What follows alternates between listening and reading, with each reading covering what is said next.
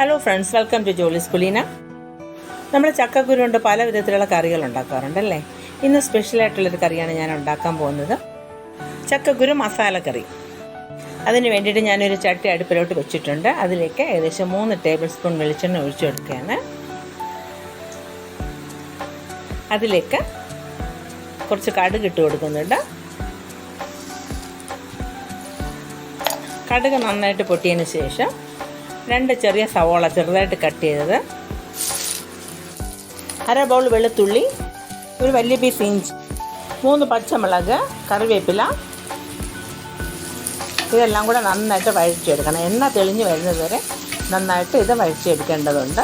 നന്നായിട്ട് വഴറ്റിയെടുക്കാം.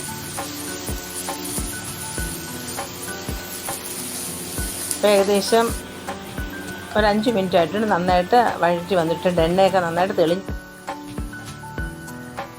ഇതിലേക്ക് കുറച്ച് മഞ്ഞൾപ്പൊടി, ഏകദേശം 1 ടേബിൾ സ്പൂൺ കുരുമുളക് പൊടി, 1/4 ടേബിൾ സ്പൂൺ മല്ലിപ്പൊടി, കുറച്ച് ഗരം മസാല, ഇതെല്ലാം കൂടി ഇട്ട് വീണ്ടും നന്നായിട്ട് വഴറ്റിയെടുക്കണം.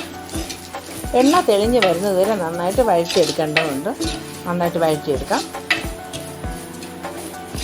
ചക്കക്കുരു ഞാൻ കുറച്ച് ഉപ്പൊഴിച്ച് വേവിച്ച് വെച്ചിട്ടുണ്ട്. ഇനിയിപ്പോൾ മസാല നന്നായിട്ട് മൂത്ത് കഴിഞ്ഞു. ചക്കക്കുരു ഞാൻ വേവിച്ച് വെച്ചിട്ടുണ്ട്. ചക്കക്കുരു മുഴുവനായിട്ടാണ് ഇട്ടിരിക്കുന്നത്. കണ്ടോ, നന്നായിട്ട് വെന്തിട്ടുണ്ട്. ഈ മസാല നന്നായിട്ട് വഴറ്റി വന്നിട്ടുണ്ട്. ഇതിലേക്ക് നമുക്ക് ചക്കക്കുരു ഇട്ട് കൊടുക്കാം. ചക്കക്കുരു വേവിച്ചപ്പോൾ ഉള്ള വെള്ളമുണ്ട്. ആ വെള്ളത്തോട് കൂടി തന്നെ നമ്മൾ ഇതിലോട്ട് ഒഴിച്ചു കൊടുക്കേണ്ടതുണ്ട്. നന്നായിട്ട് ഇളക്കി യോജിപ്പിക്കാം. ആവശ്യത്തിന് കുറച്ച് ഉപ്പും കൂടെ ഇട്ട് കൊടുക്കുന്നുണ്ട്. ഇത് നന്നായിട്ട് ഇളക്കി യോജിപ്പിക്കാം. നല്ല ടേസ്റ്റുള്ളൊരു കറിയാണ്. നമുക്ക് ചപ്പാത്തിയുടെയൊക്കെ കൂടെ കഴിക്കാം, ചോറിൻ്റെ കൂടെ ഒക്കെ കഴിക്കാൻ പറ്റുന്ന ഒരു ചക്കക്കുരു കൊണ്ടുള്ളൊരു വിഭവമാണിത്.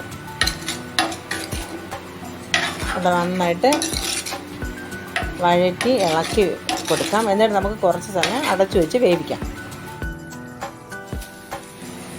കണ്ടോ, ഇപ്പോൾ അടച്ചു വെച്ച് വേവിച്ചു. അത് നന്നായിട്ട് വറ്റി വന്നിട്ടുണ്ട്. ഇതിലേക്ക് കുറച്ച് തേങ്ങാപ്പാൽ ഒഴിച്ച്, തേങ്ങാപ്പാൽ നന്നായിട്ടൊന്ന് ചൂടാകുമ്പോഴത്തേക്കും കണ്ടോ, തേങ്ങാപ്പാൽ അതിലൂടെ നന്നായിട്ട് ഒഴിച്ചിട്ടുണ്ട്. ഇത് നന്നായിട്ട് മിക്സ് ചെയ്ത് തേങ്ങാപ്പാൽ നന്നായിട്ട് ചൂടാകുമ്പോഴത്തേക്കും നമുക്ക് അടുപ്പ് ഓഫ് ചെയ്ത് ഉപയോഗിക്കാൻ പാകത്തിനായി. അപ്പോൾ വളരെ ടേസ്റ്റി ആയിട്ടുള്ളൊരു ചക്കക്കുരു കറിയാണ്. എല്ലാവരും ഉണ്ടാക്കി നോക്കണം. അപ്പോൾ നോക്കണം കേട്ടോ. ഇതിപ്പോൾ ചക്കക്കാലമാണല്ലോ, ചക്കക്കുരു എല്ലായിടത്തും കിട്ടും. അപ്പോൾ ഉണ്ടാക്കി നോക്കണം കേട്ടോ. ഓക്കേ.